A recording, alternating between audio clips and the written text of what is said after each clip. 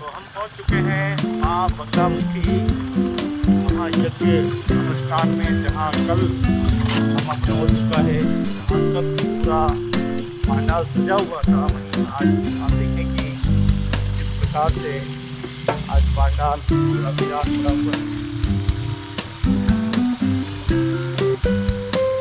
यहाँ की आहुति चल रही थी। वहाँ आज देखिए कुछ बच्चे आपको साइकिलिंग करते हुए दिखाई दे रहे हैं। चारों आप पूरा भवन दिखाई दे रहा है। साधु सन्यासी सब दिखाई दे रहे हैं। भवन के चारों ओर परिक्रमा के माध्यम से मैं आपको दर्शन करा रहा हूँ। विश्व का सबसे बड़ा चौपन कुंडीय बगलामुखी यज्ञ बड़बड़ेश्वर महादेव मंदिर गोवर्धन विलास में ये पूरा यज्ञ संपन्न हुआ है।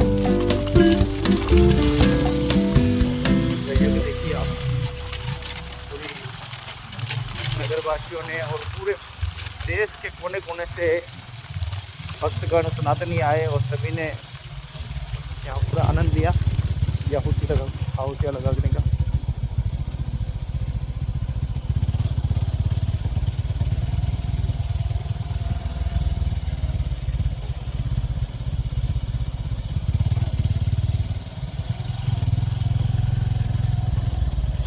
फादर श्री श्री 1008 श्री कुशाल भारती जी महाराज के सानिध्य में ये पूरा बगलामुखी यज्ञ संपन्न हुआ है। और आपको बता दें कि ये यज्ञ पूरा नवरात्रि के 9 दिनों तक संचालित हुआ है। हजारों की संख्या में भक्तों ने यहाँ पूरा आनंद लिया।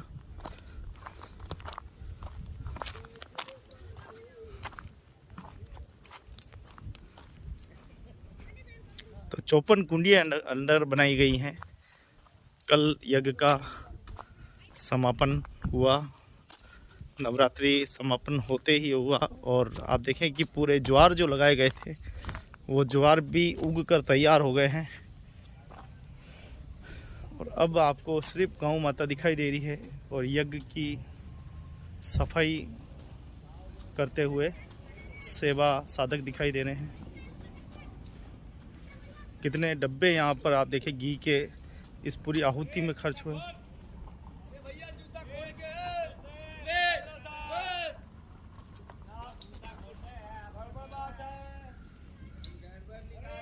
आप देख सकते हैं कि माँ बगलामुखी यज्ञ का समापन हुआ है। उसके बाद में आप देखें कि जहाँ पूरी सेल पेल हुई थी, जहाँ पूरे भक्त भोजन प्रसाद करे थे, वहीं अब थोड़ा सा विरान गुरुदेव वहीं।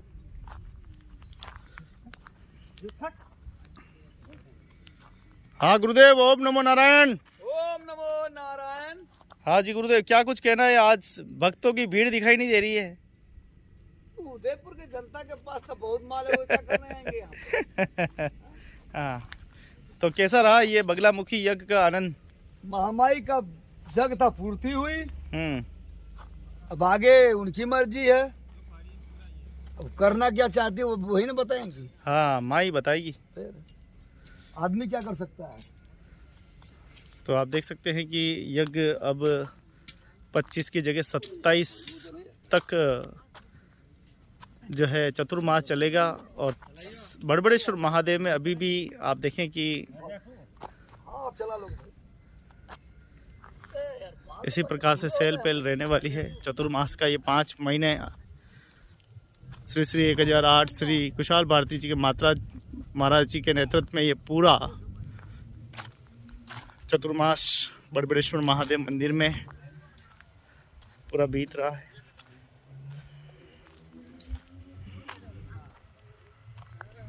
हर हर महादेव। बड़बड़ेश्वर मंदिर में आपका हार्दिक स्वागत, अभिनंदन है। आइए चतुर्मास के इस सनातनी चतुर्मास में आदरणीय महाराज श्री श्री 1008 श्री दिगंबर जैन श्री कुशाल भारती जी महाराज के सानिध्य में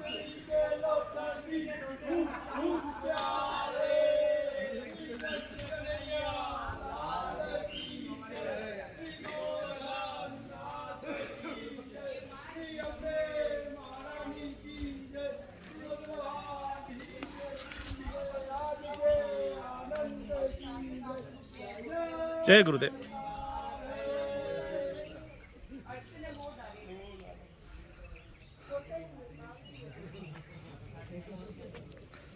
तो आप देखें कि सनातनी इस चतुर्मास में संत समागम यहाँ पर पूरा हो रहा है, जयकारे हो रहे हैं।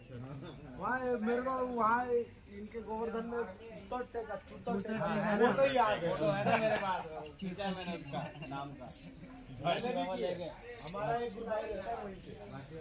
तो चतुर्मास पूरा चल रहा है। माँ बगलामुखी यज्ञ का समापन कल हुआ है।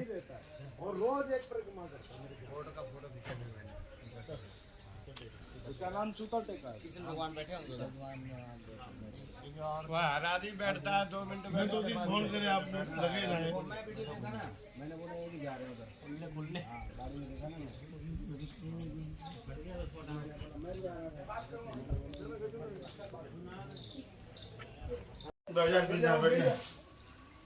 एडिटिंग कवर बनाया हुआ है।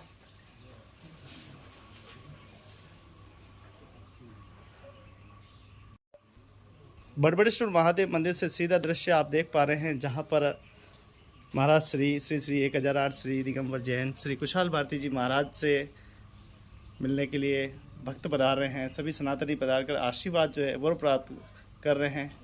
और जैसा कि 54 कुंडीय माँ बगलामुखी यज्ञ का समापन कल हो चुका है, आइए महाराज श्री के पास चलते हैं, क्या कुछ यज्ञ के बारे में गुरुदेव। और जी गुरुदेव, स्वागत है। जय श्री महाकाल, ओम नमो नारायण, जय माँ बगुला, जय मेवाड़, जय एकलिंगनाथ, जय श्री जी बाबा। प्रभु माँ बगुला एकलिंगनाथ की असीम अनुकंपा से विश्व का सबसे बड़ा यज्ञ और हमारा 31वां यज्ञ, जो 10 साल में हमने एक संकल्प लिया कि 10वें साल का ये 31वां यज्ञ और विश्व का सबसे बड़ा एक 54 कुंडी यज्ञ कल पूर्ण हो गया। निर्विद्रोह संकल्पित परमात्मा ने, कोई विद्रोह नहीं, यज्ञ में विद्रोह होते हैं अनेकों प्रकार के, राक्षसी से लगा अभांति विभ्रांतियाँ, गुरु कृपा से, माँ बगुलान मेवाड़नाथ की कृपा से यज्ञ सफल रूप में पूर्ण हुआ। और रात्रि को सभी ब्राह्मणों का जो विश्व के और हमारे इस भारत भूमि के 5-6 राज्यों से ब्राह्मणों का आवागमन हुआ, आचार्य और उपाचार्य, और इनका भी कल रात्रि को ही सबका अपनी अपनी जगह पर आगमन। और देवताओं को 33 कोटि देवताओं को जो यहाँ उदयपुर में बुलाया गया यज्ञ के भाव से, इसका भी आज आगमन चालू हो गया।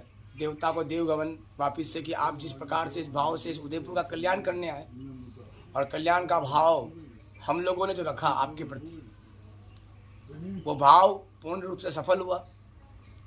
और ईश्वर ऐसी मनोकामना इस मेवाड़नाथ की और धर्म की यज्ञ, कहते धर्म धर्मार्थ रक्षतम, धर्म की जो रक्षा करता है वो यज्ञ करता है। और यज्ञ की रक्षा करने वाले उसके साधक और उन संतों को धन्य है, उन ब्राह्मणों को धन्य है और उन जजमानों को धन्य है जिन्होंने अपने कीमती समय को निकालकर अपने जीवन का कल्याण करने के लिए, इस पवित्र आत्मा को पवित्र करने के लिए, शरीर को पवित्र करने के लिए 10 दिन अपने समय का सदुपयोग माँ बगुला की शरण में आकर जो कर्म किया, पूजा की, पाठ की, अनुष्ठान किया, तंत्र से, मंत्र से, जंत्र से, नाना प्रकार के मंत्रों द्वारा, करोड़ों लाखों आहुतियों से जिन जिन भक्तों ने वहाँ परिक्रमा लगी, माँ बगुला, माँ पीताम्बरा, प्रभु मेवाड़नाथ, एकलिंगनाथ, उन सब की सभी मनोकामना पूर्ण करे, मेरा यही आशीर्वाद है। जय श्री महाकाल, ओम नमो नारायण, जय मेवाड़, जय एकलिंगनाथ, जय श्री जी बाबा। गुरुदेव, देखते देखते 4 महीने बीत गए हैं और अब शेष 1 महीना और रहा है, 2 दिन बढ़ाए गए हैं। कैसा आपका ये तपस्या और मेवाड़? मैंने भी हिंदुस्तान में तपस्या की, मेवाड़ मेवाड़ है, मेवाड़ और मेवाड़ की तप, त्याग, बलिदान की कितनी परिभाषाएं करें, पुस्तकें और लेबरी बना दे तो भी उसकी पूर्ति नहीं हो सकती। ये भूमि कोई आज की नहीं, सत्युग, द्वापर, त्रेता, कलिकाल आ गया। हर युग में इस भूमि ने अपना प्रणोपताप, अपना तप, अपना बलिदान, अपना त्याग बताया है। कहीं पे भी धर्म के नाम से मेवाड़ झुका नहीं। मगर मुझे कहना नहीं चाहिए क्योंकि मैं मेवाड़ का साधु हूँ, मगर मन में आता है कि इतना बड़ा यज्ञ हुआ विश्व के करीबन 8 राज्य के लोग यहाँ, मगर मेरी ये मासूम जनता मेवाड़ की, उदयपुर की, मैं मेवाड़ की बात नहीं करता हूँ, उदयपुर, वो अपना कीमती समय या दे नहीं पाई, कि बेस्ट कीमती समय ना उनके पास, इसे दे नहीं पाई। और अब रह गया चतुर्मास का लास्ट समय, 30 दिन और रह गए। 25 तारीख को पुनरावृत्ति करनी थी। लोकतंत्र के अनुसार हमारे यहाँ चुनाव है। चुनाव जो एक जनार्दन का जन आक्रोश, जन की प्रतिपिता और जन के द्वारा, जनता के द्वारा जो भी निर्णय है वो निर्णय लिया जाएगा 25 तारीख को। इसलिए उस कारण 2 दिन के लिए चतुर्मास तो 25 को पूर्ण हो जाएगा। मगर इस नाम का जो विशाल भंडारा जो होता है, संतों का जो आगमन होता है, हजारों महात्माओं का जो आगमन है, अखाड़ा परिषद से लेकर 5-10 नाम जोना, 5-10 नाम निरंजनी, 5-10 नाम आवान अखाड़ा, तीनों अखाड़े के पंच, आचार्य पीठाधीश्वर कैलाशानंद जी महाराज, प्रभु हमारे आदिशानंद जी महाराज, और इस धरती के स्तंभ श्री श्री 1008 परम पूज्य आदि शंकराचार्य की गद्दी के प्रभु निश्चलानंद जी महाराज, उनका भी आगमन, और हमारे से हिंदुस्तान की एक शान जिसको पूरे विश्व मानता है, आचार्य प्रेमभूषण जी, वो भी अपनी कथा अपने मुखारबिंद से व्यास गद्दी पर 15 नवंबर से 24 नवंबर तक राम कथा का प्रवचन, ये लास्ट आयोजन रहा है। मेरा तो इस उदयपुर और मेवाड़ वासियों से ये निवेदन है, और जो भी इस न्यूज के द्वारा सुन रहा है, उन सबसे ये अनुरोध है कि समय गया, बात गई, बात चलते चलते समय निकल गया, अब जो समय बचा है इसको मत छोड़ो। कहीं ना कहीं तुम्हारे कर्म में अच्छा लिखा होगा, उसको ईश्वर नहीं टाल सकता, और ईश्वर उसकी पूर्ति करेगा। जय श्री मांका, जय मेवाड़, जय कलीनाथ, जय श्री जी बाबा, जय गुरुदेव। सनातनी चतुर्मास का ये पूरा सत्र चल रहा है। देखते ही देखते 4 महीने बीत गए, अब शेष 1 महीना और बाकी है। और आप देख सकते हैं कि बड़बड़ेश्वर महादेव मंदिर उदयपुर के पवित्र स्थान से आप सीधा नज़ारा आप देख पा रहे हैं, जहाँ संत समागम हो रहा है। देश और ये विदेश का है ना, हाँ, अमेरिका, देश और दुनिया से यहाँ संत पधारे हैं और सभी को उदयपुर मेवाड़, हिमाचल प्रदेश, मेवाड़ वासियों को आशीर्वाद देने के लिए पधारे हैं। आइए परिचय लेते हैं गुरुदेव का। आप गुरुदेव नाम बताइए और कहाँ से पधारे? हमारा छोटा नाम गोपाल गिरी है और हम तो छत्तीसगढ़ बिलासपुर से पधारे। जी गुरुदेव। हम दिगंबर अशोक भारती, कच्छ भुज की धरती से, गुजरात से। अच्छा, हिमाचल। मैं माया भारती, हिमाचल प्रदेश, नागा बाबा। जय गुरुदेव। मेरे से भारतीय काशी से। सुना ही नहीं, जोर से बोलना। ओम नमः शिवाय। ओम नमः शिवाय। तो आप देखें कि गुरुदेव आ जाए, तो आप देखें कि यहाँ पर चतुर्मास देखते ही देखते कब चतुर्मास बीत रहा है और संतों का आशीर्वाद हो रहा है। माँ 54 कुंडीय बगलामुखी यज्ञ का पूरा अनुष्ठान जो है वो संपन्न हुआ। गुरुदेव पूरा यज्ञ हुआ, पहले अपना परिचय दीजिए फिर अपन बात करें। मेरा नाम श्री जितेंद्र भारती महाराज, बड़बड़ेश्वर महादेव, चतुर्मास। गुरुदेव देखते देखते 4 माह बीत गए, क्या कुछ मेवाड़ वासियों को संतों का आशीर्वाद मिला है? मेवाड़ वासियों को तो आशीर्वाद खूब दिया है। लेने वाले लेके गए, देखने वाले देखते रहे। मुझे लग रहा है कि अमृत के पास में आकर भी वंचित रह रहे हैं नगरवासी। कुछ लोग ऐसे हैं, कुछ लोग नास्तिक है ना, नास्तिक लोगों को विश्वास नहीं सनातन धर्म पे। और जिसको सनातन धर्म में विश्वास है वो तो आशीर्वाद ले गए और आनंद ले रहे। जो सनातन धर्म की मर्यादा को रखता है, संतों का आशीर्वाद लेता है, वो हमेशा आनंद में ही रहता है और वो लेते ही रहता है आनंद। वो 1 पीढ़ी नहीं, वो 7 पीढ़ी तक उसकी फलती फूलती है। साधु का आशीर्वाद ऐसा थोड़ा ही है। आशीर्वाद तो खाली उसकी मान्यता रखनी चाहिए। आशीर्वाद की पात्र को आशीर्वाद दिया जाता है, कुपात्र को थोड़े दिया जाता है। और यहाँ तो लाखों लोग ले गए आशीर्वाद और आनंद ले रहे। ऐसा क्या हो गया संसार में कि अच्छी बातों को ग्रहण नहीं करता और बुराई को ग्रहण कर रहा है? कलयुग का प्रभाव ज़्यादा है। अन्न का स्वभाव है। अन्न का स्वभाव है, जैसा खान पान है, जैसे मान लो खान पान में बदलाव आ गया है ना, ऐसे ही उन लोगों की प्रवृत्ति में बदलाव आ गया है। जैसे जिसकी प्रवृत्ति में बदलाव आता है, तो जैसे कहा है ना कलयुग में कि रामचंद्र कह गए सिया से ऐसा कलयुग आएगा, हंस चुनेगा दाना, तने का कौआ मोती खाएगा। हंस तो दाना चुनेंगे और कौआ मोती खाएगा। धर्म भी होगा, धर्म भी होगा, कर्म भी होगा, लेकिन शर्म नहीं होगी। तो अब देख लो, धर्म भी हो रहा है, कर्म भी हो रहा है, शर्म तो है ही नहीं। लोग तो अपने माँ बाप को छोड़ देते हैं, बड़े होके सब शादी हो गई, माँ बाप को छोड़ दिया, खाली दिखाने के लिए संतों की शरण में आ गए कि मैं कितना धर्मात्मा हूँ। पीछे पता नहीं क्या क्या करते हैं। तो ऐसे लोग क्या है, नास्तिक हैं। ये ना तो इधर के ना उधर के, कहीं के नहीं है। और ऐसे लोगों को समझाना बड़ा मुश्किल का काम है। उत्तम। आप कहाँ से हैं? हरिद्वार। हरिद्वार की धरती से आए हैं। जी जी। और उदयपुर को भी एक तरह का छोटा हरिद्वार कहा जाता है, क्योंकि यहाँ वही नदी है, वही नाले, वही सरोवर है। क्या कुछ इस धरती के लिए आप कहना अरे चाहिए? महाराणा प्रताप की वीरों की भूमि है। इसमें क्या कहना, जिन्होंने देश को, इस धरती को रक्त से सिंचित किया है, वीरों की भूमि है, इसको तो प्रणाम है। इसके बारे में हम कुछ बोल नहीं सकते और हमारी औकात नहीं है इसके बारे में, उदयपुर या मारवाड़ मेवाड़ के बारे में बोलने की। पूरे संसार का इतिहास एक तरफ और मेवाड़ का इतिहास एक तरफ, तरफ फिर भी मेवाड़वासी नहीं समझ पा रहे। नहीं तो मेवाड़ वासियों को तो समझना चाहिए, वीर भूमि है। हिंदुस्तान गुलाम हो गया मगर मेवाड़ गुलाम नहीं हुआ। सिर्फ एक और ऐसी तो भूमि का आदमी अगर सनातन धर्म से नहीं जुड़ता है तो ऐसे को मैं तो नागवार समझता हूँ कि ये तो नागवार शायद आदमी है। इतिहास के पन्नों में बप्पा रावल गुहिल जैसे महान प्रतापी सम्राट अरे भी- ये तो ईश्वर के रतन थे, हम्म, ईश्वर के रतन थे। ये कोई छोटी मोटी हस्तियाँ थोड़ी थी, ये तो भगवान के भेजे हुए थे कि जाओ धरती पे जो पाप हो रहा है उसका सर्वनाश करो। उन्होंने सर्वनाश किया लोगों का, उनको धर्म को आगे बढ़ाया, धर्म को अपने गुलाम नहीं होने दिया, अपने धर्म को, सनातन धर्म को हमेशा सर पे रखा। चाहे उनकी देख नहीं, छतरानियों ने बहन जो कितने बलिदान दिए, उनके बच्चों ने कितने बलिदान दिए क्षत्रियों ने। और लोग क्षत्रियों को कहते हैं ठाकुर, ठाकुर का तो सब कुछ है। वो कहते हैं खेत ठाकुर का, पानी ठाकुर का, ये ठाकुर का, वो ठाकुर का। ये लोग बोलते हैं ना, उनकी सोच ही खराब है उनकी। ठाकुरों ने अपने क्षत्रिय वंश को यानी कि सबकी रक्षा की है उसने।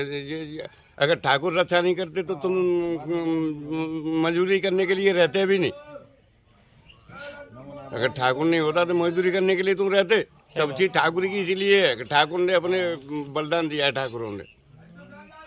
तो इसलिए लोग कहते हैं ना, अभी मैंने कुछ दिन सुना था कि एक व्हाट्सएप पे कि लोग कह रहे हैं कि खेत ठाकुर का, पानी ठाकुर का, सब चीज ठाकुर की। तो हमारा क्या है? तुम्हारा भी है, तुम खा पी रहे हो, तुम ठाकुर के यहाँ से तो खा ही पी रहे हो, और क्या है? जो ठाकुर का है वो तुम्हारा है, मगर तुम्हारी सोच में कुछ फर्क है।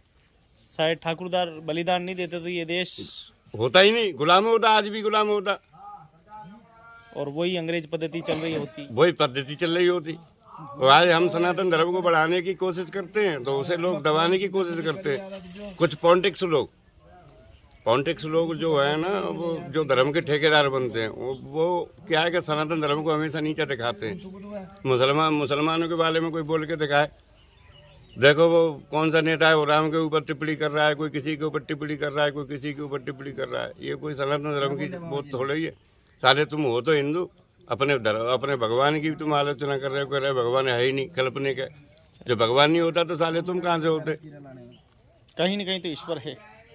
मैं तो मेवाड़ की धरती को नमन करता हूँ कि ऐसी वीर भूमि है जिसको जहाँ आके हमको गर्व महसूस होता है कि हाँ, हम यहाँ पे मेवाड़ के अंदर सुरक्षित है। बहुत बहुत हम ओम नमो नारायण। ओम नमो नारायण। तो मेवाड़ की इस धरा से बड़बड़ेश्वर महादेव मंदिर से आप सुन रहे थे साधु संतों के सुंदर उपदेश जो आपके जीवन को बदल सकते हैं, आपको बदल सकते हैं।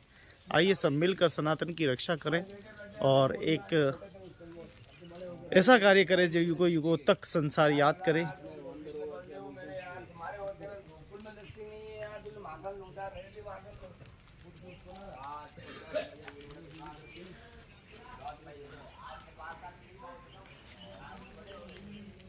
सभी शिव भक्तों को हर हर महादेव। आप देख रहे हैं बड़बड़ेश्वर महादेव मंदिर से सीधा दृश्य आप देख पा रहे हैं, जहां चतुर्मास का पूरा सत्र चल रहा है। संत समागम एक तरफ हो रहा है और प्रभु की जय जयकार पूरी दुनिया में हो रही है। और पहले हमने कभी इतने सारे साधु संत नहीं देखे एक साथ, लेकिन यहाँ पर हम देखें कि बड़े से बड़े ऋषि और महात्मा आचार्य सभी इस सनातन के इस महाचतुर्मास में सभी बड़बड़ेश्वर महादेव मंदिर पर सभी विराजे हुए हैं, सिद्धि कर रहे हैं, तपस्या कर रहे हैं, कथाएं हो रही है, हवन हो रहे हैं और विश्व का सबसे बड़ा यज्ञ माँ बगलामुखी यज्ञ का आयोजन भी यहीं पर हो रहा है। तो कितनी बड़ी बात है हमारे मेवाड़ के लिए, उदयपुर के लिए, कि इतना सुंदर कार्य यहाँ पे हो रहा है। प्रभु की आराधना हो रही है, जय जयकार हो रहे हैं और समय समय पर मिलकर यहाँ पर प्रभु के दर्शन भी हो रहे हैं। सनातन संस्कृति को बढ़ावा देने के लिए और इंसान के उसके प्रभु और ईश्वर के प्रति भाव जगाने के लिए संत तपस्या कर रहे हैं। माँ बगलामुखी यज्ञ का आयोजन 9 दिनों तक आयोजन हुआ, बहुत ही सुंदर तरीके से हुआ। 9 दिन देवियों की, कहते हैं देवी शक्तियों के लिए ये पूरा यज्ञ जो हुआ है माँ बगलामुखी का। आचार्य माही महाराज आचार्य जी ने पूरा इसमें सहयोग प्रदान किया और बाहर से भी राष्ट्रीय और जगत गुरु शंकराचार्य इस महायज्ञ में पधारे। बहुत ही अच्छा लगा कि मेवाड़ की इस धरा पर साधु संतों का आगमन हुआ और महायज्ञ संपन्न हुआ। उसके बाद आज 1 महीना और चतुर्मास का ये महीना और रहने वाला है और ये बहुत ही अच्छा महीना रहना। इसका लाभ से न चुके मित्रों, आप ज़रूर आएँ, दर्शन लाभ लें। कथाएँ होने वाली है, राम कथाएँ होने वाली है और समय समय पर अखबार के माध्यम से आप कार्यक्रम आता है। डेली आप कुछ न कुछ आप यहाँ आ सकते हैं। 24 घंटे भंडारा लगा हुआ है। आप शाम को सुबह को आप प्रसाद ग्रहण करें और खूब आनंद करें और प्रभु की आराधना करें। आप सभी शिव भक्तों को जय श्री महाकाल, जय श्री बड़बड़ेश्वर महादेव, हरिओम, जय श्री कृष्ण, राधे राधे। बड़बड़ेश्वर महादेव मंदिर का ये सुंदर दृश्य है। अरावली की इन पहाड़ियों में भोलेनाथ का ये प्राचीनतम स्थान और यहाँ हो रहा चतुर्मास, सनातनी चतुर्मास का पूरा सत्र।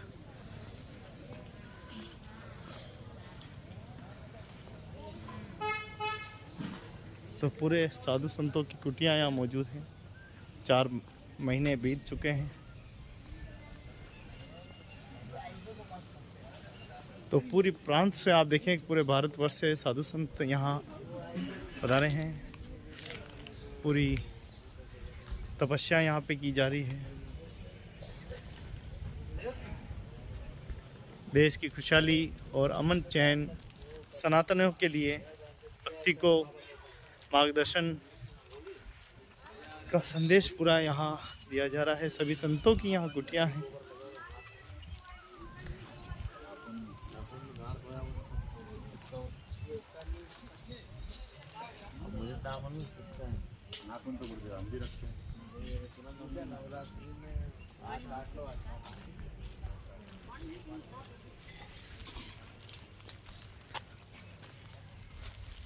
बड़बड़ेश्वर महादेव मंदिर का दृश्य आप देख रहे हैं, जहाँ पर सनातनी चतुर्मास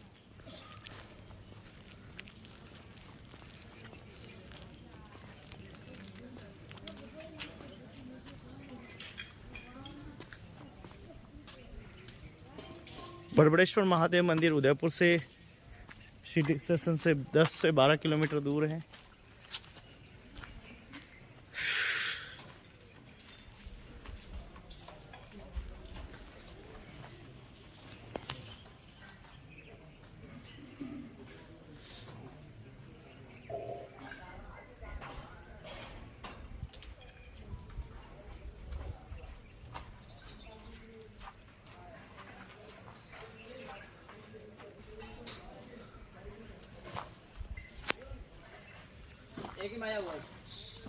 सभी शिव भक्तों को हर हर महादेव।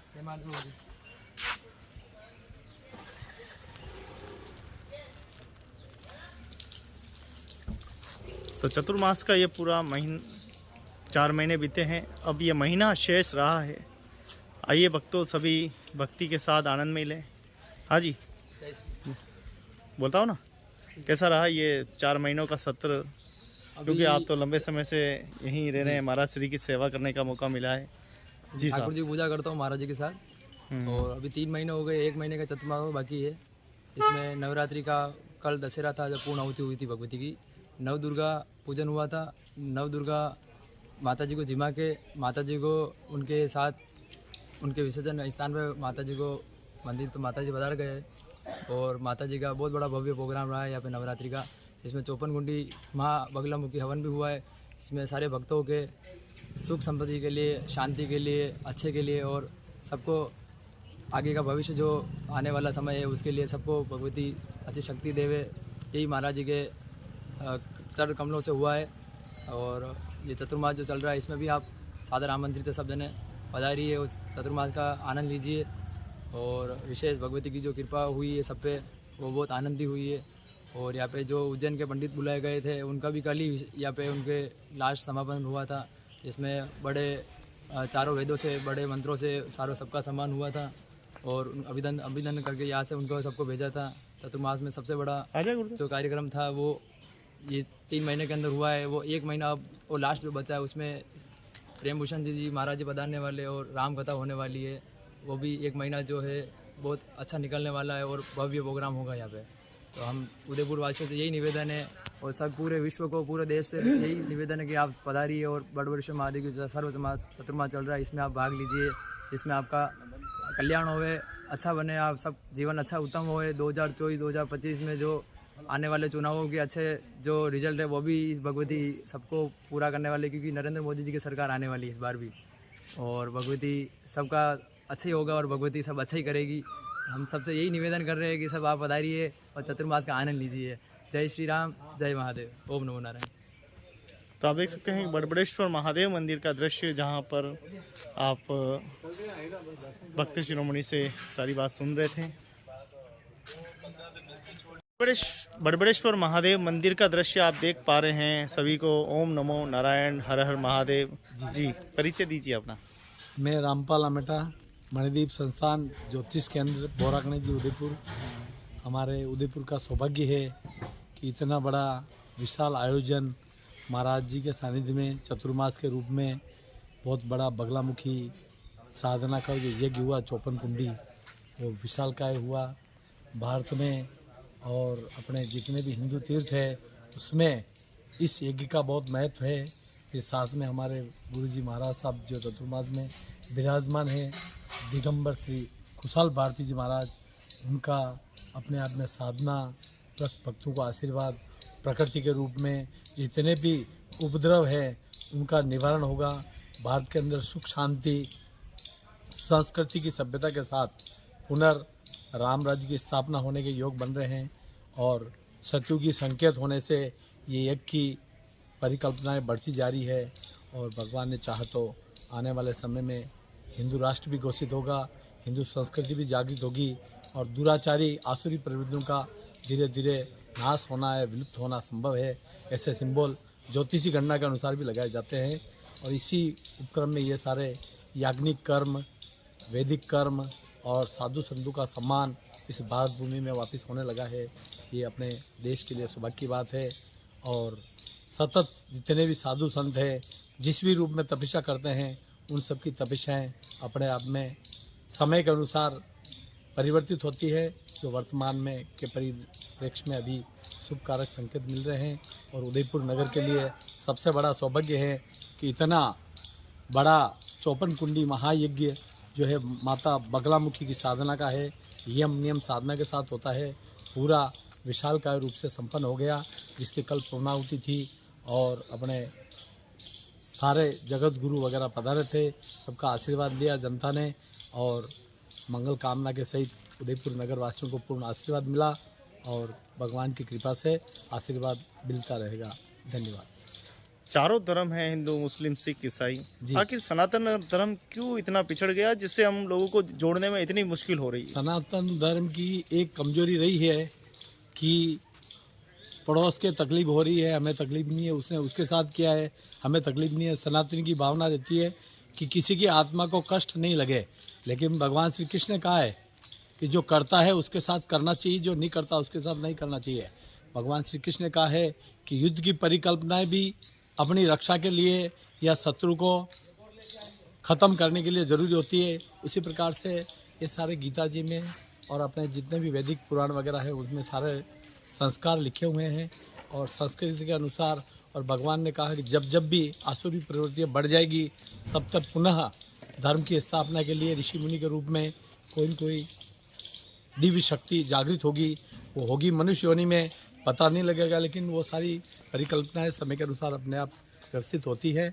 और अपने आप में हिंदू सनातनी जितने भी है वो भी मृतनीय है, शांति प्रिय है, इसलिए वो अच्छी बातों पे या छोटी घटिया किस्म की राजनीति पर ध्यान नहीं देते। बाकी मानसिकता सबकी प्रबल है और सतयुग के सिंबल में वो एक आवाज़ में उठने वाली स्थिति है। तो अपने आप में विश्व के अंदर जो भारत की छवि है वो इसी उद्देश्य से अभी सबसे बढ़िया है। उसका कारण है एक अपन सनातनी जितने भी है सामने वाले का स्वागत करते हैं, आदर सत्कार करते हैं, लेकिन बुरी आदत को स्वीकार नहीं करते हैं। बुरे के लिए लड़ने के लिए तैयार है, मरने के लिए तैयार है। तो अपनी सारी मेवाड़ की तपोभूमि है, यहाँ पर वीर महाराणा प्रताप के वंशज अभी भी हैं और वो सब अपने हिसाब से कार्य क्षेत्र में संलग्न हैं और अपने अपने कर्मों के द्वारा भारत भूमि के लिए, देश के लिए, सम्मान के लिए और अपनी हिंदू संस्कृति के लिए सदैव जागृत है। यही हमारी अपेक्षा है। व्यक्ति जन्म लेता है, मांस के लोथड़े में जन्म लेता है, संस्कार परिवार से मिलते हैं, गुरु से शिक्षा मिलती है। ऐसा क्या होता है कि जवानी होते होते बात सुनता ही नहीं है, गुरु की बात ही सुनता है, बेटा पसंद नहीं करता है? जब क्या होता है कि वो कहते हैं कि पूरे तालाब के अंदर पानी जहरीला हो जाता है तो उसके अंदर आप सांप है, मगरमच्छ है, सब है और मछली है, तो मछली भी कई बार काट लेती है। उसका कारण ये है कि इन्वायरमेंटल स्थिति जो है वो पूरी दूषित है। विश्व के अंदर हर आदमी अपने को बड़ा समझता है और प्रभु से बढ़ के कोई बड़ा नहीं है। जब प्रभु से बड़ा नहीं है तो सनातन अपने आप में श्रेष्ठ है। और अगर हर आदमी मान लेता है कि जो प्रभु का मार्गदर्शन है उसी के ऊपर चलना है और मैं अपने हिसाब से सत्कर्म करूँगा और जैसा निर्देशन जिसके साथ रहने से मिलता है उसके अंदर रहूँगा तो शायद ये प्राकृतिक आपदाएं परेशानी नहीं हो सकती है।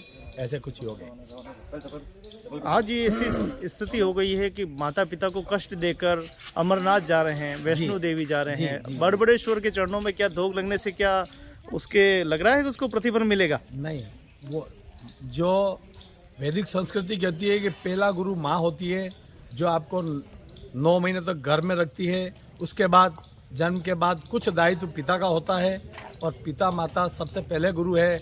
जिस आदमी ने माँ का स्वागत सत्कार नहीं किया, दूसरा पिता का आदर सत्कार सम्मान नहीं किया, वो अपने आप में चारों धाम किया, विश्व के किसी भी तीर्थ क्षेत्र में जाके तपस्या कर ले तो भी तपस्या सिद्ध नहीं होती है।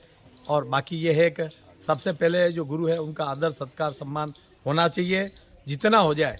इसमें दूसरी बात आती है कि सामाजिक सेवा के लिए, पारिवारिक सेवा के लिए, देश सेवा के लिए ऐसी व्यवस्थाएं छूट दी गई है। जब 1000 लोगों की सेवा कर रहा है, हो सकता है उसकी माँ की सेवा नहीं कर सकता, उसमें कोई फर्क नहीं पड़ता है। लेकिन हजारों माताओं की जो सेवा करने वाला है वो अपने आप में जीव ही दुर्लभ हो जाता है, वो देव स्वरूप हो जाता है। उसको अपनी माँ पिता का ध्यान नहीं देता। सृष्टि में जितने भी पति पत्नी या देव पुरुष है उनकी सेवा में लग जाता है। बाकी माता पिता सबसे पहले धर्म है, तीर्थ है और सारे वेदों में लिखा हुआ है कि माता पिता का सम्मान संस्कार होता है। तो वो थोड़ा बहुत भी होता है तो भारत में ही होता है, बाकी विदेशों में नहीं होता है। हम एक प्रवृत्ति की ओर बढ़ रहे हैं। आजकल माता पिता की स्वर्गवास के उपरांत बच्चा अपने माता पिता को बहुत समझता है। 3 दिन में कार्यक्रम खत्म करूँ और चौथे दिन अपना काम संभालूँ, ये क्या है? नहीं, वो तो कलयुग की प्रभाव है। कलयुग की प्रभाव यूँ है कि उसको टाइम ही नहीं है।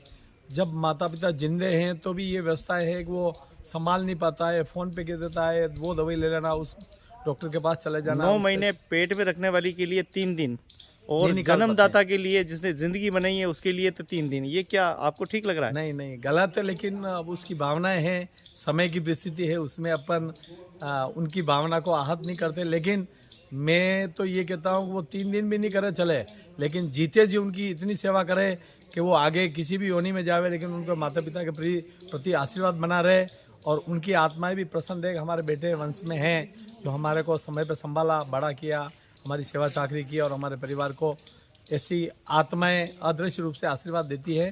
जिसको पितृयोनि मानते हैं तो पितृ में भी उनको आने की जरूरत नहीं होती, जिनकी सेवा प्रॉपर होती है। और सेवा नहीं होती है, आकांक्षा रह जाती है, तो पितृयोनि में वापिस जन्म लेते हैं। माता पिता के दायित्व किनको प्रदान होते हैं? माता पिता के दायित्व जब स्वर्गवास होने के बाद बड़े पुत्र को होते हैं या किस पुत्र को हो सकते हैं? दायित्व में सारे पुत्रों का बराबर अधिकार होता है। पुत्रों का नहीं करने पर बेटियों का पूरा अधिकार होता है। और इसीलिए अपने वैदिक संस्कृति में भी जितने भी बच्चे बच्ची होती है तो सबको अधिकार है। पहले बड़ा बेटा करे, बेड़ा नहीं करा, सेकंड करे, दूसरा नहीं कर रहा, तीसरा करे। और जब चारों भाई या पांचों भाई जो भी है वो अगर माता पिता की परवरिश नहीं कर रहे हैं या उत्तरदायित्व जो है मृत्यु के बाद के कर्म नहीं कर पा रहे हैं तो उसके उपरांत उनकी बेटियाँ कर सकती है। बेटी के बाद में बेटी भी नहीं करे तो बेटी का बेटा जो दोहिता होता है उसको भी नाना नानी के लिए उत्तर कर्म संबंधी, मृत्यु कर्म संबंधी करने का पूर्ण अधिकार है वैदिक रीति में। यही सनातन संस्कृति को समझने की जरूरत है। जी बिल्कुल बेस्ट है। धन्यवाद। ओम नमो नारायण। ओम नमो नारायण। जी, बगलामुखी माँ बगलामुखी यज्ञ का समापन के बाद अब किस प्रकार के आगामी कार्यक्रम रहेंगे और माँ बगलामुखी इस महायज्ञ में क्या कुछ भक्तों ने लाभ लिया है, देश और दुनिया के लोगों ने लाभ लिया है, उन लोगों ने ऑनलाइन जो घर बैठे थे उन्होंने क्या किस प्रकार से लाभ लिया, आइए हम मनोज जी जोशी साहब से मिलेंगे और स्वागत है। नमो नारायण। हम सबके लिए असीम सौभाग्य का विषय है। श्री श्री 1008 निरंजनी अखाड़ा मढ़ीमन मुकुंद के परम पूजनीय दिगंबर खुशहाल भारती जी महाराज का चतुर्मासा 1 जुलाई से उदयपुर की पावन धरा पे हो रहा है। आज 26 अक्टूबर हो गई और कल 10 दिवसीय माँ बगलामुखी का जो 54 कुंडी यज्ञ महायज्ञ हुआ उसकी पूर्णाहुति हुई। मैं भी यज्ञ में बैठा था और जिस प्रकार से धर्म प्रेमियों का एकदम रेला आया शंकराचार्य भगवान का साथ, जब खुशहाल भारती जी महाराज उनको बग्गी में बैठा करके आगे उनका आगे आगे चलते हुए आए तो एक अलौकिक सनातन की लौ जग रही है उदयपुर में, अलख जगी है, वो उसका हमारे को दर्शन हुआ। और यज्ञ का जो अनुभूति है वो तो शब्दों में वर्णन नहीं कर सकते हैं। हाँ, मैं आह्वान करता हूँ सभी का कि जो किसी वजह से यज्ञ में शामिल नहीं हो पाए, 54 कुंडी यज्ञशाला है उसकी परिक्रमा करें। और आज भी वहाँ पे चारों तरफ देवताओं का वास है, सुवासित गंध है, वो मन शरीर आत्मा उसके लिए बहुत श्रेष्ठ है। तो उसका आकर के परिक्रमा करनी चाहिए, निश्चित लाभ होगा। और अब आगामी समय के अंदर प्रेम भूषण जी महाराज की राम कथा है। पंच पुराणों में 4 कथाएं हो चुकी है, 5वीं ये प्रेम भूषण जी की है। ये 15 नवंबर से 24 नवंबर तक चलेगी और उसके पश्चात 25 तारीख को लोकतंत्र का महायज्ञ है। पहले परम पूजनीय बापू का यहाँ से विदाई और संत विदाई 25 नवंबर को होनी थी और चुनावों को दृष्टिगत रखते हुए बापू ने भी कहा कि नहीं, हम भी लोकतंत्र के साथ हैं, सनातन और लोकतंत्र साथ साथ ही चलता है। लगा कि अब मेरी भी और संतों की विदाई हम 27 तारीख को नगर भंडारा से करेंगे। मेरा उदयपुर और उदयपुर के आसपास के सभी सनातन धर्मावलंबियों और धर्म प्रेमियों से आग्रह है कि अब चूँकि कम दिन रह गए हैं, परम पूजनीय खुशहाल भारती जी महाराज और उनके साथ यहाँ पे सैकड़ों की संख्या में साधु संतों का निरंतर आवागमन हो रहा है। पूरी शंकराचार्य भी पधारने वाले हैं, अवधेशानंद जी महाराज भी पधारने वाले हैं। ऐसे अनन्य संतों के दर्शन यहाँ होंगे। नित्य यहाँ पधारें। रोज़ एक नया उदयपुर में कुंभ, मिनी कुंभ कह सकते हैं, मिनी कुंभ के दर्शन हो रहे हैं यहाँ पे। और 27 तारीख को जब नगर भंडारा है, मेरा आग्रह है आपके घर पे भी लोग आएंगे और आप नहीं कोई आपको निमंत्रण दे तो यहाँ पे बड़बड़ेश्वर महादेव की पावन भूमि से मैं आपको आमंत्रित कर रहा हूँ। अपने इष्ट मित्र परिवारजन, अपने अड़ोसी पड़ोसी मोहल्ले वालों को सबको लेकर के यहाँ पे दर्शन करने पधारो और साधु संतों का आशीर्वाद लेवें। क्योंकि ये मौका फिर पता नहीं कब मिलेगा उदयपुर को, क्योंकि उदयपुर में 90 साल बाद सनातन का चातुर्मास हो रहा है।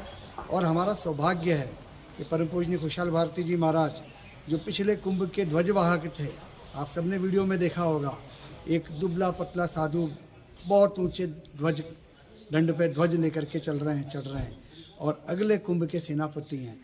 हम जहाँ दर्शन करने जब जाएंगे, कुंभ लगेगा तब, आज इस मिनी कुंभ में यहीं पधारे हैं, उनके दर्शन करें और अपने आप को कृतार्थ करें। अपने सौभाग्य है, हमारा बहुत बड़ा सौभाग्य है, उस सौभाग्य को हम भी प्राप्त करें।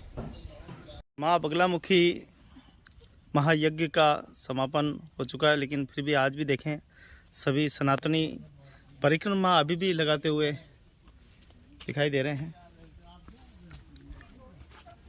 जी गुरुदेव, स्वागत है आपका। क्या रहा है ये पूरा 9 दिनों का महायज्ञ?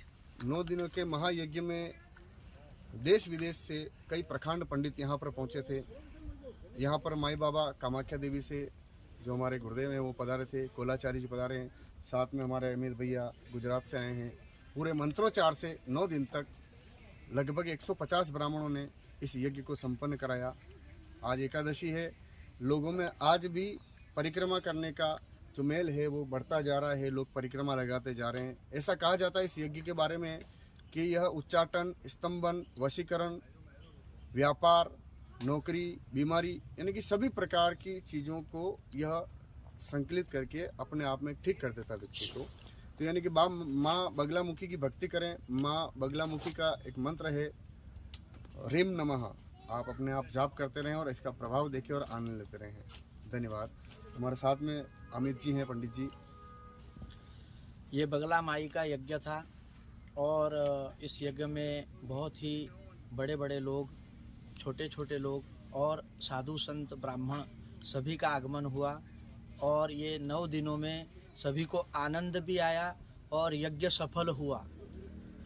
और इस यज्ञ से जिन जिन को जो कोई भी अगर बीमारी है, किसी को कोई दिक्कत है, कोई तकलीफ़ है, तो वो सारी तकलीफ़ें इस यज्ञ के माध्यम से आहुति दिया गया है, जो आहुति के माध्यम से सभी कुशल और सुखी जीवन जिएं, यही हम सबकी प्रार्थना है।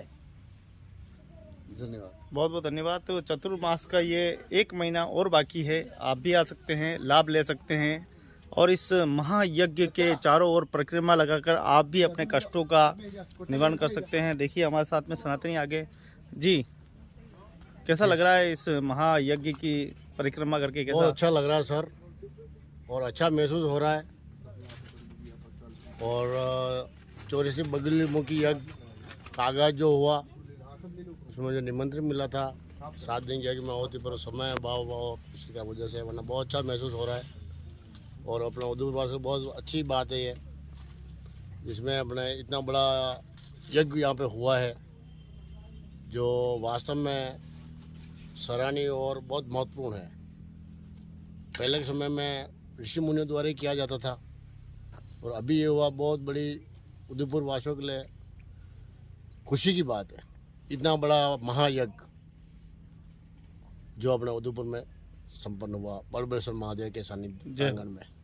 कैसा लग रहा है परिक्रमा लगाकर? परिक्रमा लगा के अच्छा लग रहा है। जैसे हमारे यहाँ पे माँ बगलामुखी महायज्ञ की तरफ से ये यहाँ पे उनके सानिध्य के अंदर आचार्य श्री शंकराचार्य जी, स्वामी नरेंद्रानंद जी सरस्वती के सानिध्य में ये पूरा यज्ञ का आयोजन किया गया, जिसके अंदर 21,000 रुपये राशि देकर 7 दिन का यज्ञ का महोत्सव यहाँ पर किया गया। तो हमारे उदयपुर के लिए बहुत गौरवमयी बात है ये, क्योंकि या तो हरिद्वार जाओ आप या फिर ऋषिकेश और उधर जाके हमारे यहाँ पे यज्ञ कराया जाता है, जबकि आज आपके उदयपुर में ही इतने बड़े प्रांगण के अंदर यज्ञ का किया गया। तो बहुत ही अच्छी बात है उदयपुर वासियों के लिए। 99 साल बाद यज्ञ हुआ, 99 साल बाद यज्ञ हुआ, 1 शतायुग पूरा बीत गया। के बाद हमारे यहाँ पे जय माँ बगलामुखी की तरफ से ये यज्ञ करवाया गया है। तो महाराज साहब का बहुत बहुत धन्यवाद। तो आप देख रहे हैं बड़बड़ेश्वर महादेव मंदिर, हाँ बड़बड़ेश्वर, तो आप देख सकते हैं, हाँ जी धन्यवाद। तो आप देख सकते हैं कि माँ बगलामुखी यज्ञ का समापन होने के बाद भी सनातनी अभी भी आप देखिए कि परिक्रमा कर कर अभी भी लाभ लेते हुए दिखाई दे रहे हैं। बच्चे यहाँ खेलते हुए दिखाई दे रहे हैं। 54 कुंडीय महायज्ञ का समापन हो चुका है और अब परिक्रमा लगाकर सभी सनातनी इसका आनंद ले रहे हैं।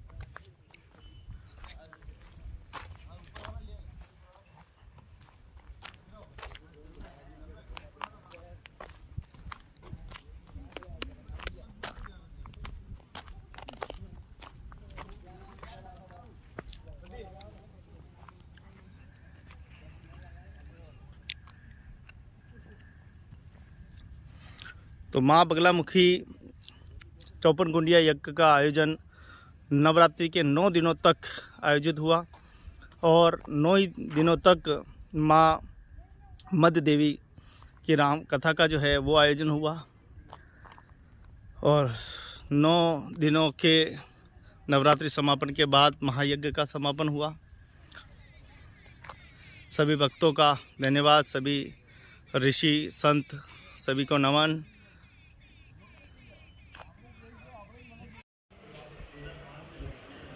उदयपुर ग्रामीण विधानसभा से विधायक साहब फूल सिंह जी मीणा, जो कि एक चर्चित चेहरा रहे हैं, हमेशा से ही भारतीय जनता पार्टी में सक्रियता से काम करते हुए आपने सफलता की सीढ़ी लगातार चूमी हैं। आइए, आज हमारे बीच में फूल सिंह जी है, एक बार तीसरी बार फिर विधायक बनने जा रहे हैं। बधाई और शुभकामनाएं। आइए, इस बार क्या क्या मुद्दे रहेंगे और चुनाव की जी प्रक्रिया इस बार किस रहने वाली है।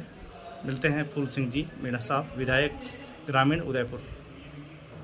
पहले तो मैं आपका चैनल के माध्यम से सभी दर्शकों को मेरी तरफ से शुभकामना के साथ में मैं उनसे यही प्रार्थना करता हूं कि इस सेवक को जनता ने 2 बार चुना है और उसी जनता ने वापस मेरे को टिकट दिलाया है और भारतीय जनता पार्टी ने मेरे पे विश्वास किया है, कार्यकर्ताओं को और आम जन के ऊपर विश्वास किया है।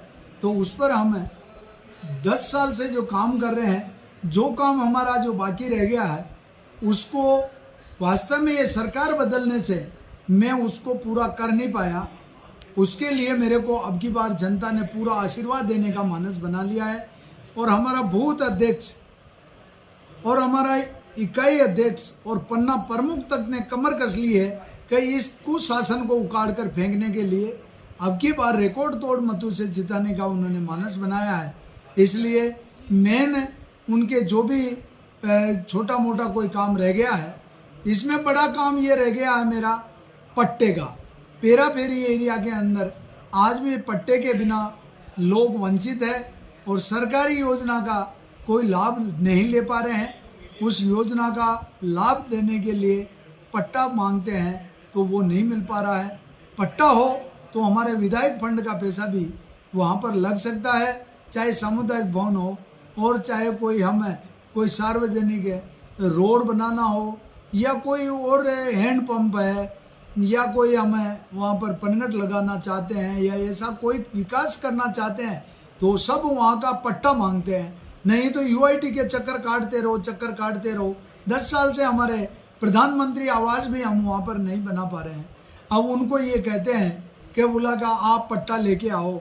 जो हमारे बाप दादा जो आदिवासी नहीं, पूरी आम जन जो जनरल कास्ट के लोग भी पेरा फेरी में रहकर जो इस यूआईटी के चक्कर काट के थक जाते हैं। इसलिए अब की बार मेरा मेन मुद्दा तो ये रहेगा कि उनको पट्टा दें। पहले हमने रोडें खूब बनाई है, घर गांव को हमने जोड़ दिया है। घर तो नहीं मगर गांव को हमने जोड़ दिया, क्योंकि पूर्व सरकार में 15 किलोमीटर हमारे को हर साल मिसिंग लिंक के लिए रोड देते थे, गौरवपथ देते थे। वो ये काम कांग्रेस सरकार ने बंद कर दिया। इस वजह से हमारे काम रुक गए हैं। उनको हम वापस सरकार में आ रहे हैं, आते ही पहले हम उनका वो काम भी हम पूरा करेंगे। इसलिए मेरा जो मेन मुद्दा पेरा फेरी में पट्टा देना है। वन विभाग में जो मेरी आम जन रह रही है, जो उसमें आदिवासी परिवार जो बरसों से रह रहे हैं और वन विभाग की जो दादागिरी है, जो उनको बेचारों को खेती करने से भी रोक लेते हैं और छोटा मोटा कोई झोपड़ी बनाता है तो उसको भी बेचारे को केस में रोक लेते हैं। यहाँ तक कि हमारे को वहाँ जाने आने का रास्ता बनाने के लिए भी नहीं बनाने देते। इसलिए वो भी मेरा प्राथमिकता में रहेगा। और यूडीए लाकर ये कांग्रेस सरकार ने हमारे आदिवासियों के लिए बहुत बड़ा एक तरह का हमारे साथ कुठारा घात किया है, तो उसको भी मैं यही कहता हूं कि यूडीए लाओ, मगर पहले हमारे जो बरसों से लोग रह रहे हैं और हमारे खेती कमाई कर रहे हैं उनका पट्टा दे दो, मकानों का पट्टा दे दो, अलॉटमेंट उनकी ज़मीन कर दो, फिर यूडीए लाओ। आप कहीं पे भी कुछ भी करो, आप सरकार आप में थी तो आपने कर लिया, जो मर्जी कर लिया, हमने विरोध भी किया, मगर मेरा मकसद है कि इनको पट्टा जरूर मिले और वन अधिकार के वन में जो रह रहे हैं तो उनको वन अधिकार भी वो पट्टा मिले। आपके पूरे 5 साल कार्यकाल में जो मन में गुस्सा है, जो काम नहीं हुए, अब आगामी क्या आपकी ये जो योजना रहेगी, क्या लक्ष्य ये रहेगा आपके पास? वास्तव में गुस्सा तो क्या है कि अब आपको क्या बताऊं, कई बार आपको प्रताड़ित भी किया गया। पत्रकार महोदय, मैं आपको गुस्सा तो इसलिए आता है कि मेरे 5.5 करोड़ रुपए रोक लिया उन्होंने और मेरे घर में नहीं लगा रहा था, विधायक फंड का पैसा था, मेरे विधायक फंड का पैसों को उन्होंने लगाने से रोक दिया। 5.5 करोड़ रुपए, मैंने स्कूलों में कमरे नहीं है, वहां पर डोम दिया मैंने, 1 करोड़ 60 लाख के तो डोम है और स्कूलों में कमरे नहीं है तो उनकी छत की रिपेयरिंग के लिए, बाउंड्री के लिए, रोडों के लिए और सामुदायिक भवन के लिए, पनघट पानी हैंडपंप के लिए, वो पैसे को रोक कर ये सरकार क्या जताना चाहती है? इन्होंने कुछ नहीं दिया, कम से कम मेरे विधायक फंड का भी पैसे दे देते तो जनता को राहत मिलती। इसलिए मेरे को गुस्सा आता है। 1 किलोमीटर रोड नहीं दिया इन्होंने 5 साल में। और जो डीएमएफटी का फंड जो हमारा करोड़ों रुपए इनके पास में पड़े हैं, ये रेवड़ियां बांट रहे हैं, ये रेवड़ियां बांट रहे हैं, पंचायतों के खाते में पैसे नहीं डाल रहे हैं और ये विकास को रोक दिया। इसलिए गुस्सा है पत्रकार महोदय, आपकी चैनल के माध्यम से मैं बताना चाहता हूं कि विकास के पैसों को उन्होंने क्यों रोका, विधायक फंड के पैसों को क्यों रोका? ये विकास करना ही नहीं चाहती। महिला आज दुखी है, किसान दुखी है, बेरोजगार युवा दुखी है। बिजली के दाम नहीं बढ़ाने की बात की थी, कितने बढ़ा दिए? पेपर लीक करके बेरोजगारी और बढ़ा दी। जो हमारा किसान बेचारा, उसका बेटे को सपना देखता है कि मेरा बेटा पढ़ लिख कर नौकरी लगेगा, हमारे बूढ़ेपा का सहारा बनेगा, उनको परीक्षा के लिए, तैयारी के लिए बेचारा गांव मजरा ढाणी से मजदूरी करके उसके बेटे को यहाँ सिटी के अंदर कमरा किराया लेता है, कोचिंग सेंटर में भेजता है और उसकी जमीन गिरवे रखता है, जेवर बेच देता है या जेवर को गिरवे रख के उसकी नौकरी के लिए वो प्रयास करता है, भूखा रहता है, फटे कपड़ा पहनता है और उसके बेटे को नौकरी लगाने के लिए मेहनत करता है और इन्होंने पेपर लीक कर दिया। ऐसी भ्रष्ट सरकार, ऐसी भूतों ने बहुत से ऐसी सरकार नहीं देखी। और मुख्यमंत्री आदर्श मुख्यमंत्री बन रहे हैं। और उन्होंने पूछा था कि बोला कि यहाँ पे शिक्षा विभाग का जयपुर में सम्मेलन हो रहा था, मुख्यमंत्री जी ने पूछा कि तुम्हारे ट्रांसफर के लिए कोई पैसे तो नहीं ले रहे हैं? उन्होंने कहा कि साहब पैसे लिए बिना कोई काम नहीं हो रहा है। गहलोत जी, आप आदर्श मुख्यमंत्री तब बनोगे जो आपके सामने उन्होंने शिक्षक, जो बुद्धिजीवी विद्वान लोग हैं, उन्होंने आपको कहा कि बोला ट्रांसफर पैसे लिए बिना नहीं हो रहा, तो आप चुप क्यों बैठे थे? आपकी सीट बचाने के लिए आम जनता से कोई लेना देना नहीं। 1.5 महीना तक 5 स्टार होटलों में रखा। जो एक विधायक बीटीपी के विधायक थे, एक दफा तो कहते हैं मेरी गाड़ी की चाबी ले ली और मैं उनके साथ नहीं जाना चाहता हूं। फिर ऐसी क्या मजबूरी आ गई या क्या लड्डू मिल गया जो आप उनके साथ में रह के सरकार के साथ में बैठे बैठे उन मुद्दों को, आदिवासी के मुद्दों को तो छोड़ दिया। और आज वो कांग्रेस सरकार की सीट बचाने के लिए क्या लालच दिया कि क्या वो उनको आश्वासन दिया, मुझे पता नहीं है, मगर उस लाल डायरी में जरूर लिखा हुआ है। राजेंद्र जी गुड्डा ने कहा है कि अगर ये लाल डायरी जो अगर खुल जाएगी तो मुख्यमंत्री जी भी जेल में जाएंगे। उसकी क्या गलती थी? बेचारे ने यही तो कहा था कि महिलाओं के साथ अत्याचार हो रहा है और ये सरकार इसकी सुध नहीं ले रही है। यही नहीं, हमारी मेरी छोटी बहन दिव्या मदेरणा वो कहती है कि मैं महिला हूं, मैं खुद सुरक्षित नहीं हूं, तो मैं और जनता की सुरक्षा के लिए कैसे बात कर सकती हूं। तो ये उनके विधायक युवा मोर्चा का प्रदेश अध्यक्ष घोगरा जी, गणेश जी, वो बेचारा धरने में बैठ रहा है, वो कहता अधिकारी मेरा बात नहीं मानते हैं। अरे ऐसा गहलोत जी, आप अपने विधायकों का भी तो सुध नहीं लिया। सचिन पायलट को बेचारे को, उसको उप मुख्यमंत्री से हटाकर उसको घर बिठा दिया, उसको पद से हटा दिया, क्योंकि वो अधिकार मांग रहा था और उसके चेहरे से चुनाव जीते थे। उसको उप मुख्यमंत्री भी बनाया, वो भी नागुजार गुजरा, उसको भी हटा दिया। इसलिए इस सरकार को उखाड़ कर फेंकने का हमारा लक्ष्य है और अब की बार उखाड़ कर फेंकेंगे। 2013 में तो 21 आए थे, मगर अब की बार 11 भी नहीं आएंगे, ऐसी जनता की भावना है। और इनके वो जो राहुल जी आए थे, वो कह रहे थे कि हम वो क्या नाम है, छत्तीसगढ़ और मध्य प्रदेश में तो हम जीत रहे हैं और राजस्थान में टक्कर में है। वो खुद भी हार मान लिए, वो भी जान रहे हैं कि यहां से तो हमारा पत्ता साफ है। इसलिए अब की बार स्पष्ट बहुमत में भारतीय जनता पार्टी आ रही है और अब इनके काले कारनामों का उजागर कर दिया। इन्होंने रेवड़ियां बांटी। एक बालिका को पूछा, बोला कि एक आप जैसे पत्रकार ने ये क्या लेके आए हो, कि मोबाइल ले आई हूं।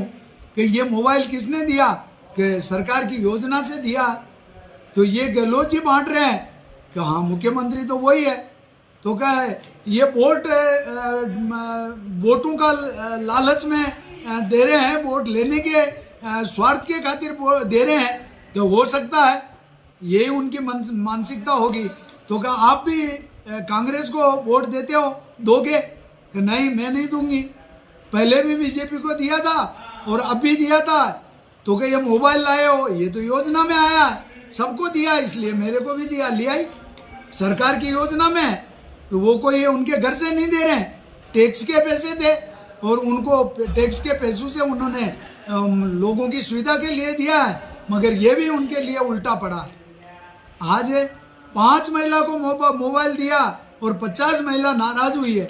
ऐसी योजना लाने से क्या फायदा, जो आम जन विरोध में आ जाए। खैर हमारे लिए तो अच्छा हुआ, गहलोत जी ने सोचा तो अच्छे के लिए था, मगर उल्टा पड़ गया। किट बांटने का मोदी जी ने जब कोरोना काल के अंदर हमारे फ्री में गेहूं दिया 5-5 किलो, वो आज भी दे रहे हैं और इन्होंने बंद कर दिया। पहले कोरोना में दिया, उन्होंने देखा चुनाव के टाइम पे देंगे। 4.5 साल कहाँ चले गए थे?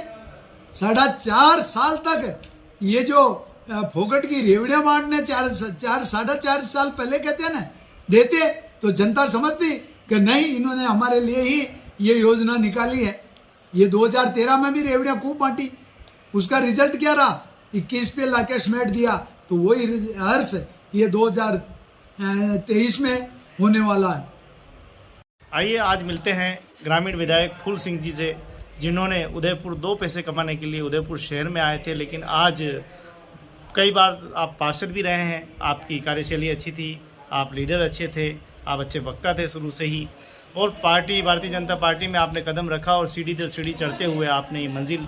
आइए फूल सिंह जी के व्यक्तिगत जीवन पे जाते हैं, जो पार्टी के लिए एक आदर्श के रूप में उभर के हमें सामने आए हैं। जी स्वागत है। देखो, मैं मतलब सनातन धर्म से जुड़ा हुआ हूँ और मैं संघ का स्वयंसेवक हूँ और मैं सन 80 में संघ प्रवेश किया था। मैंने 2य वर्ष शिक्षित हूँ और इस भारतीय जनता पार्टी का चुनाव के टाइम पे हम सपोर्ट करते थे, क्योंकि विचारधारा से जुड़े हुए थे। और भारतीय जनता पार्टी एक ऐसी पार्टी है जो वास्तव में एक एक कार्यकर्ता की पहचान करती है, या व्यक्तिवाद के ऊपर पार्टी नहीं चलती है, और हमारे वंशवाद की भी पार्टी नहीं है। और मेरा जैसा एक मजदूरी करने के लिए यहाँ पर मैंने फैक्ट्री में 7 रुपए की मजदूरी की और आज मेरे को इतना सम्मान दिया, इससे बड़ा भारतीय जनता पार्टी का एहसान और इनका गुण मैं नहीं भूल सकता। भारतीय जनता पार्टी वो पार्टी है, वो एक एक कार्यकर्ता का समर्पण भाव से जो काम करने वाला का वो जो देखते हैं और हम उनके लिए साथ में रहकर आगे बढ़ते हैं। हर पार्टी ने मेरे को सम्मान दिया, उसका तो कर्जा मैं जिंदगी भर नहीं उतार सकता। और कार्यकर्ताओं का प्यार मिला, उसी की बदौलत मैं वार्ड अध्यक्ष था, 4 बार जिला मंत्री रहा एक बार जिला परिषद का चुनाव लड़ा, हार गया। धर्मपत्नी पार्षद का चुनाव लड़ी, वो हार गई। और फिर मेरे को पार्षद ट्रस्टी बनाया, मैं ट्रस्टी रहा 2005 से 8 के बीच में। और उसके बाद में पार्षद का टिकट दिया 2009 में, मैं 2013 तक पार्षद रहा। और उसके बाद में भारतीय जनता पार्टी ने एमएलए का टिकट दे दिया, 2013 में जीत गया। और आज मैं 2018 में वापिस टिकट दिया और दोबारा विधायक बन गया। और आज 23 में भी ये आज भारतीय जनता पार्टी ने मुझे विश्वास, मेरे को पर विश्वास रख के पार्टी ने टिकट दिया और कार्यकर्ताओं ने अपना टिकट मानकर चुनाव लड़ने का लक्ष्य लिया। इससे बड़ा मेरा सौभाग्य क्या हो सकता है। भारतीय जनता पार्टी आदर्श पार्टी है और वो ये व्यक्ति विशेष की पार्टी नहीं है, सर्व समाज को लेकर चलती है। और मेरे को तो ये मतलब देखकर बड़ा हर्ष और मतलब बहुत ही खुशी महसूस होती है कि एसटी को जनरल मतलब जनजाति परिवार को आगे बढ़ाने के लिए भारतीय जनता पार्टी ने जो हमारे लिए किया वो भूतों भविष्य। छोटा मोटा आज प्रधान, सरपंच, वार्ड पंच और एमएलए तो ठीक है, मगर राष्ट्रपति का पद देकर हमारा पूरा विश्व के अंदर आदिवासियों का सम्मान बढ़ाया। इससे बड़ा भारतीय जनता पार्टी का मैं क्या एहसान मानूं, तो ये भारतीय जनता पार्टी है।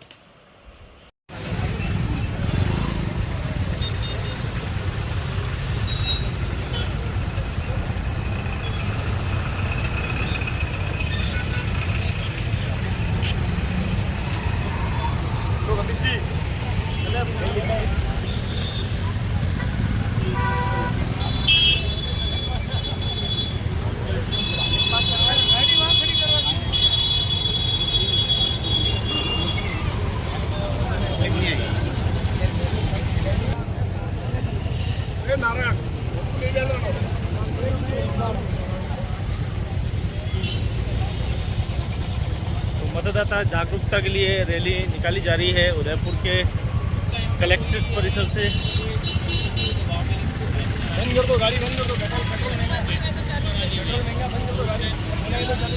हाँ जी, हाँ गुरुदेव, क्या बात है?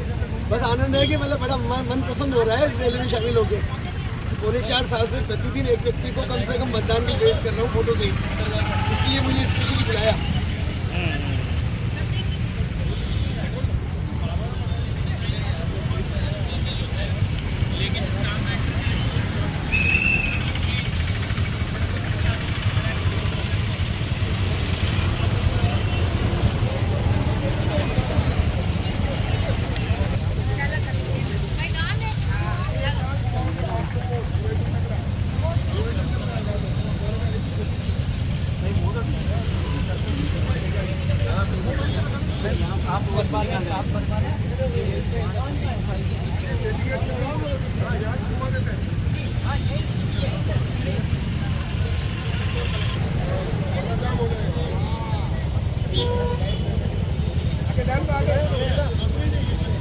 मैं ले लूंगा, वो भी लेना।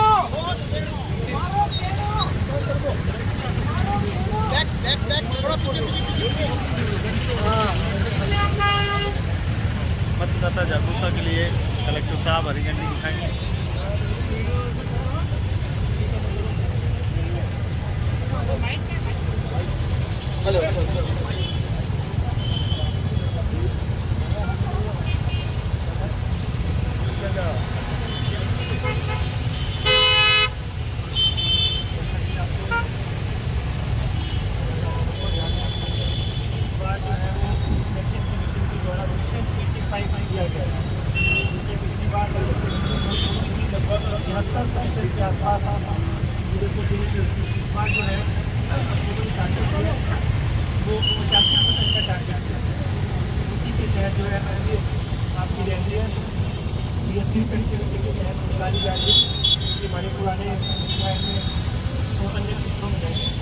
आने वाले और जो वोटर हेल्पलाइन ऐप है, सभी लोग इस बात का ध्यान रखें कि इस ऐप को डाउनलोड करें और अपना नाम जहाँ भी आपका वोट है वो आप वोटर हेल्पलाइन ऐप के माध्यम से बहुत आसानी से चेक कर सकते हैं। ज़्यादा से ज़्यादा संख्या में लोग वोटर हेल्पलाइन ऐप को डाउनलोड करें, CVजिल ऐप को डाउनलोड करें और इलेक्शन कमीशन के द्वारा जो आपको फैसिलिटी दी जाएगी उसका लाभ उठाएं। मारो देनो वोट देनो। आप सभी को रूट पता है आपका, यहाँ से चैटर होते हुए पर भाभी को और जब भी होते हुए वापस आगे ओलिया और यहाँ पे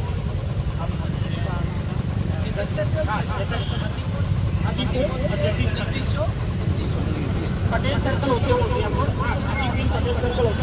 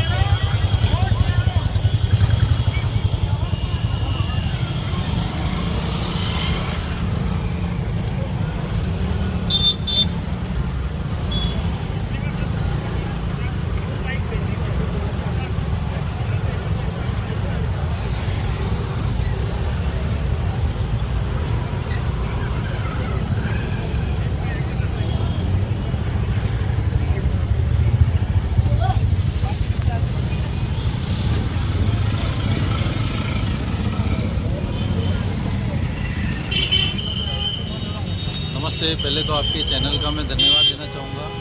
आज स्विप जो एक्टिविटी है उसके अंतर्गत जिला कलेक्ट्रेट के और जिला प्रशासन के निर्देशानुसार आज हमने स्विप गतिविधि के अंदर लोकतंत्र के महान उत्सव की एक रैली का आयोजन किया है और इस रैली का यही उद्देश्य है कि जो आगामी विधानसभा चुनाव 2023 है उसमें ज़्यादा से ज़्यादा लोग मतदान करें।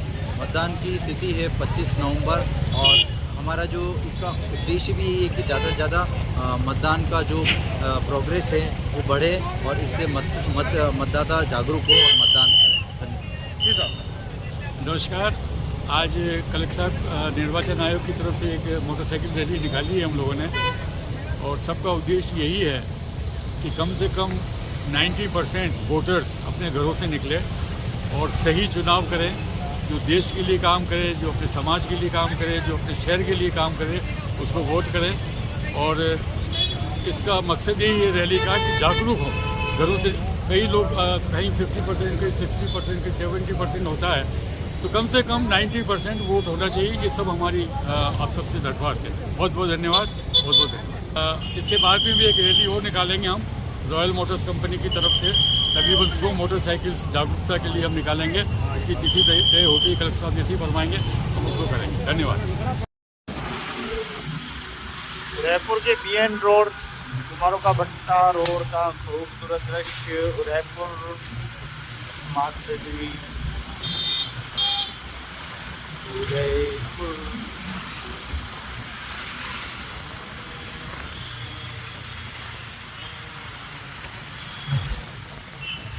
लेके चली तुम्हें अपने साथ,